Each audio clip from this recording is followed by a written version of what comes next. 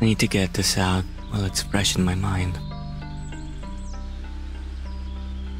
I just experienced something the authorities don't want getting out to the public, and I needed somewhere to write this. If I sent my story to a news outlet, I figured it'd just get buried or get written off. But then I remembered this subreddit. Some of the stories people tell here are more crazy and outlandish than mine. So I have a feeling no one will doubt me here. That's just a little backstory on why I'm posting this on some online forum instead of making this public.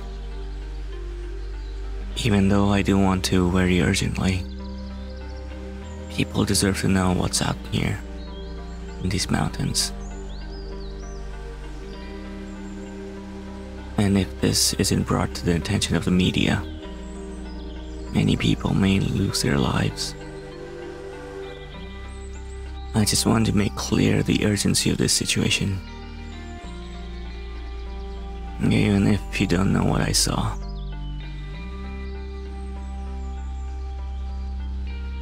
I grew up in the city, but I never liked living there. When I graduated college, I decided to move up to the mountains and get a job working for a logging company. I would always see those wilderness survival shows on the TV growing up, and I always wanted to be on one. Even tried once, but they turned me away. My job pays very well. I was able to buy 10 acres of land and build a cabin large enough to live in comfortably and have a gas store. The Wi-Fi and cell service aren't the best, but I don't use the internet that often, and the cable is all I need for enjoying TV. I have lived here for 2 years now, and I've taken up hunting as a hobby. Of course, I just don't shoot the deer and leave it out whenever I shoot it. I try to hunt for meals, or to sell the meat to local buyers whenever I do bring something home.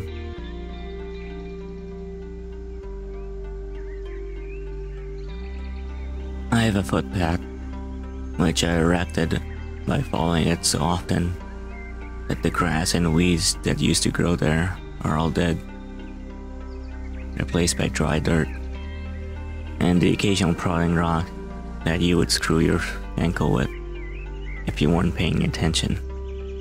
The path leads through a densely wooded area behind my house, out into a field of tall grass, through another more winding forest area, and then out into a meadow with a tree line on the far side marks the end of my property. Once I get to the meadow, I set up a station at the old trunk of a fallen tree. My side of the tree is littered with water and liquor bottles, along with some snack foods that I keep reminding myself to pick up, but I always forget every time I leave. I head out to my spot around dusk, since I sleep in too late to go in the morning. I use my afternoon for work, and I like to get to sleep early. Even though I know I'll still sleep in a few extra hours. I also like the scenery and the animals I can hear around me, crunching over dead leaves in the dense woods and scurrying around in the tall grass when I walk through the meadow. I have never been attacked by anything like a bear or a mountain lion. At least, not until today. When I began my walk to the meadow after gearing up, I immediately felt that something was off, but I couldn't put my finger on it. I only realize now that it was because I never heard any signs of wildlife coming from the woods or the tall grass. Hell, even the crickets weren't making any noise.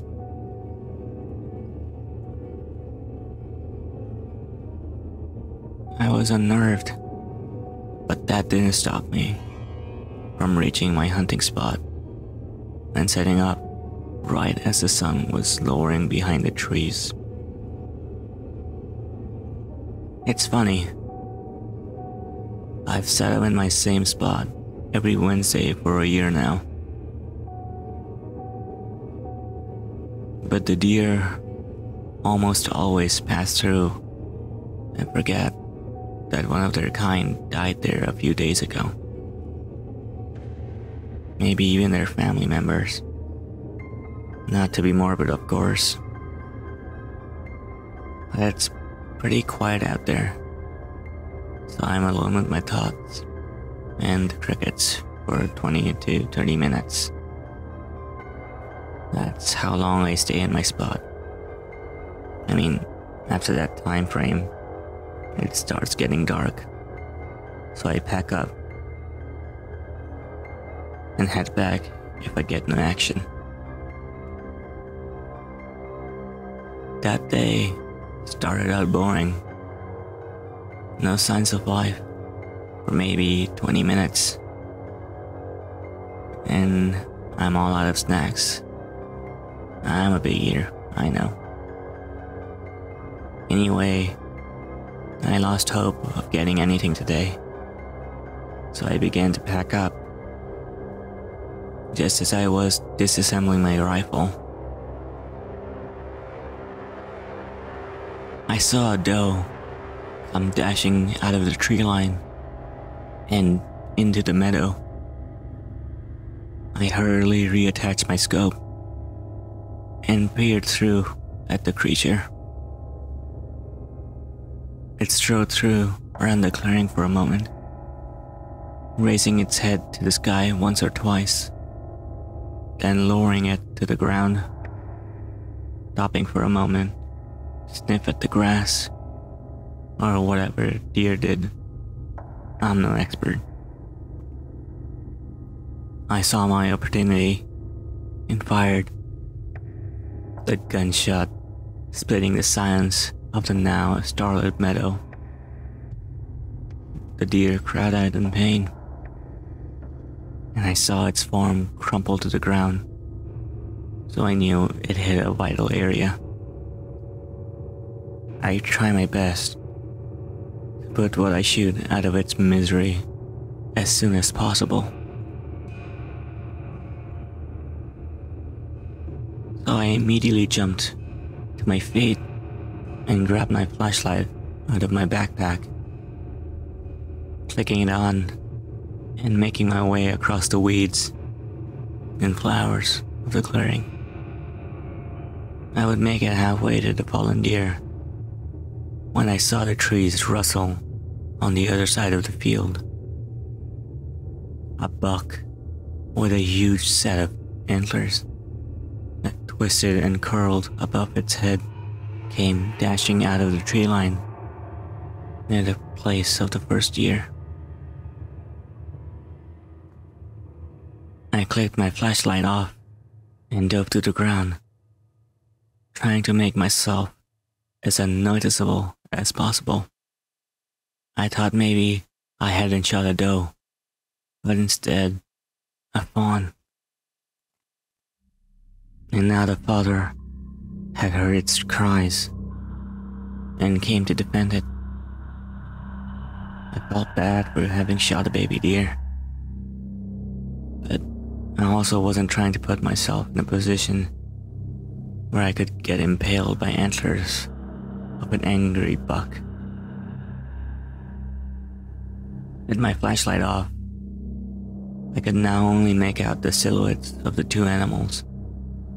The fawn continued its wails of pain as the buck approached and craned its head down in a nuzzling position towards its wounded comrade. I continued watching, breathing as silently as I saw the buck lift its head and scan the area, almost as if checking for witnesses. I swear now in that moment, the buck's eyes were glowing white, kind of like how a camera in the dark makes things' eyes glow. What happened next is hard to describe. The buck, it changed. First, it stood up on its hind legs. Then its limb began to stretch, elongating into human-like arms. The skin and tendons and its joints stretched and eventually tore, unable to stretch over the thing's newly elongated limbs. Its form was more human-like now. It stood on its back legs and dangled its front feet at its sides like arms. Mangled, spindly arms. It leaned over the wounded deer, and the chewing began. I can best describe the sound as someone chewing a raw cut of steak as noisily and annoyingly as they could. I shivered at that sound, and I realized what was happening, and what I realized might happen if I didn't get out of that dark meadow and back to my home. I started backwards, crab shuffling away,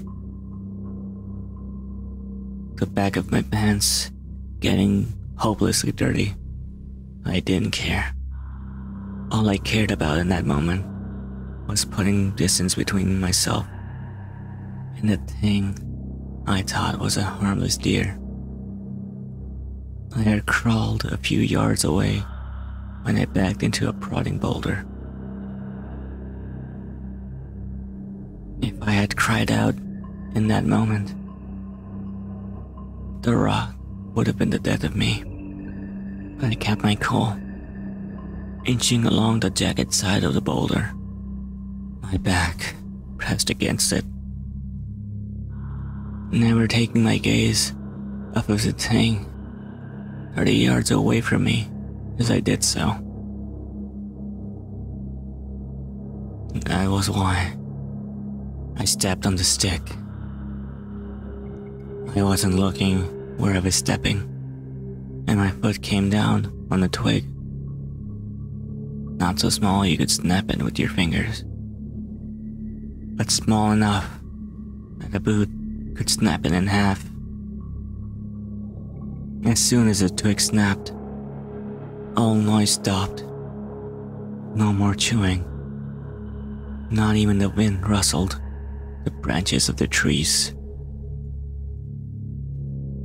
I felt a sensation run down my spine like I had never before. I would maybe felt a small fraction of it when I got called on to do a class presentation in middle school, or when I was watching a tense scene in a horror movie. But this was different. This was pure, unfiltered terror that came with the possibility of dying a gruesome death at the hands of this thing. I froze, forgetting to breathe, as the monster lifted its head and slowly turned its head towards me. Its glowing white eyes piercing through mine.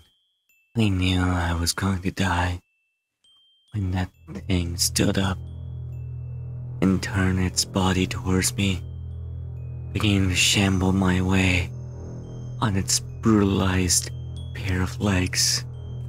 The limping slowly transformed into a flailing run straight for me. A sound somewhere in between that of a wounded deer call and a nightmarish scream emanated of every tree around me. And that was what snapped me out of my trance.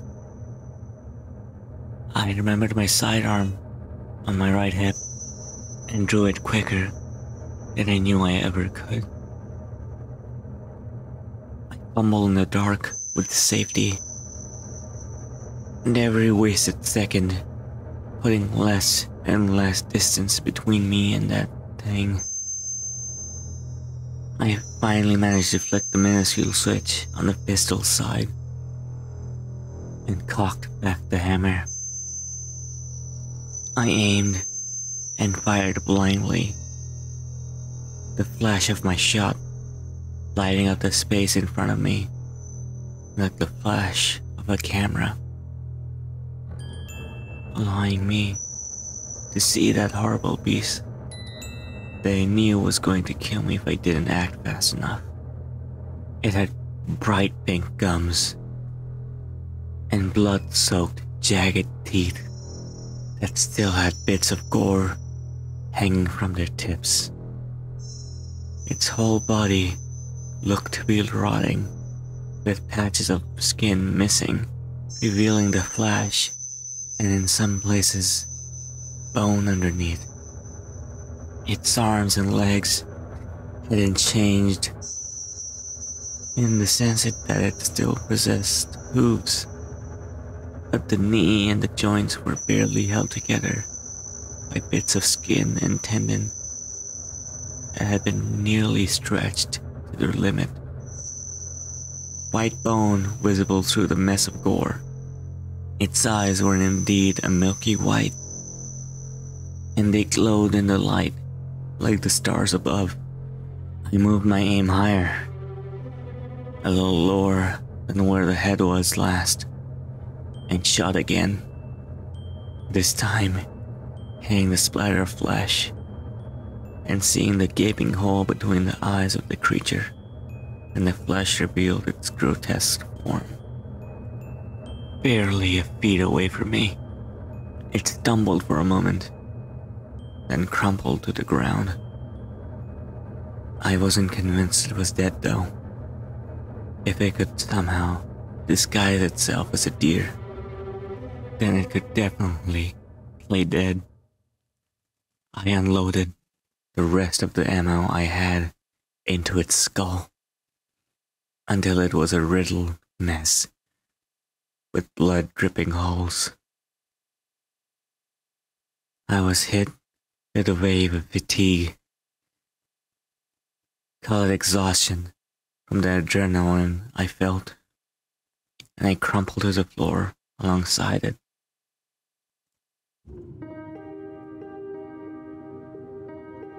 I woke up to the sunlight shining in through my window, and I sat up immediately, realizing that I was lying in a field of grass, not my room. Unsurprisingly, the thing I had shot that night was still crumpled beside me. No matter how much I tried to convince myself that what I experienced was a dream, it would be pointless. My pistol lay discarded on the ground to my side, and I remembered that I had probably dropped it when I fainted. Packing up my supplies and retrieving my flashlight from where I had left it, I decided to go home, call the sheriff, and come back out with him at dusk. It takes a while to get to my property, so I took a shower and performed all my usual morning tasks. before hearing a knock at my front door. The sheriff was there, looking at me expectantly. He asked to see the animal I had shot, so I took him out to the clearing, where I don't plan on returning to anytime soon, and showed him the dead thing. I know the sheriff well. Me and him talked many times before. Not serious talks about how fast I was going on the highway, but more friendly talks about life and plans for the future. He had always seemed to me like the type to be unfazed if a bullet flew inches away from his head. But even I saw the terror in his eyes as he looked at the thing's body. I also took him over to the doe, and it was a doe that I had wounded. Its stomach was completely tore open, intestines flowing out of the gaping hole in its stomach. A pained look was still plastered on the face of its corpse. It looked like the work of a bear or a mountain lion, but me and the sheriff both knew what had done this. When he arrived back at my cabin, he made a phone call that to me sounded like a general calling in reinforcements. In a sense, he did. 20 minutes later, 4 black SUVs rumbled up the dirt road to my cabin, and people streamed out of them. Most were in hazmat suits, but there were 2 men in matte black business suits. As the men in biohazard suits approached the sheriff, I noticed that there were 3 initials written in white on their backs. I couldn't make them out clearly though. The sheriff pointed to the path at the back of my house and said a few things I couldn't hear before the men grabbed their gear and streamed off down the trail. The men in the business suits approached the sheriff and began speaking with him a ways away. I couldn't hear what they were saying, but the sheriff looked worried, taking off his hat and running a hand through his hair. I decided to join the conversation and walked over to the trio conversing. As I got closer, I caught a piece of what the man had said. Can't have the risk of people knowing about this. It can cause panic. And it will cause panic. As I approached, they heard me and turned to face me, staring daggers at me. Eventually, one of them spoke. You're a very, very lucky man. Your friend here convinced us to let you live. As he spoke, I just stood there, completely still. Out of fear. I don't know. Usually, we would take precautions in order to prevent information from leaking to the public. But we trust that you would do better than that. Wouldn't you, sir? The man's tone heavily implied I should keep my mouth shut about the whole situation, or some happy little accident might occur. I nodded once, and that's all they needed. Oh, wonderful. See? I knew you would understand.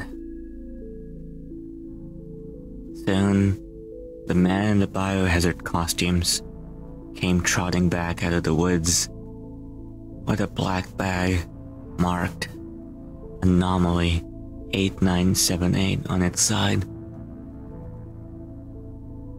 Its shape suspiciously resembling that of a body. All the men filed back into the vans and did a U-turn back down my driveway and out of sight. Me and the sheriff parted ways, him giving me a reminder to keep my mouth shut about this whole situation.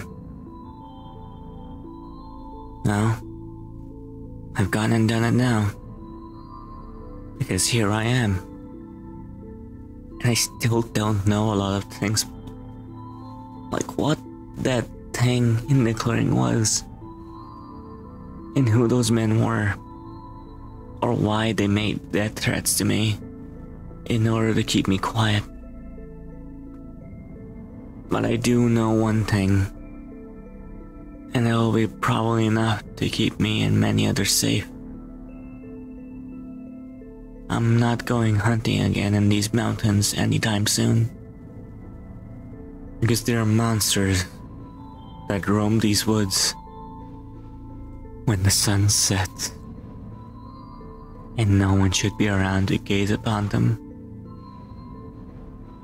There are monsters in these woods, and they look like deer.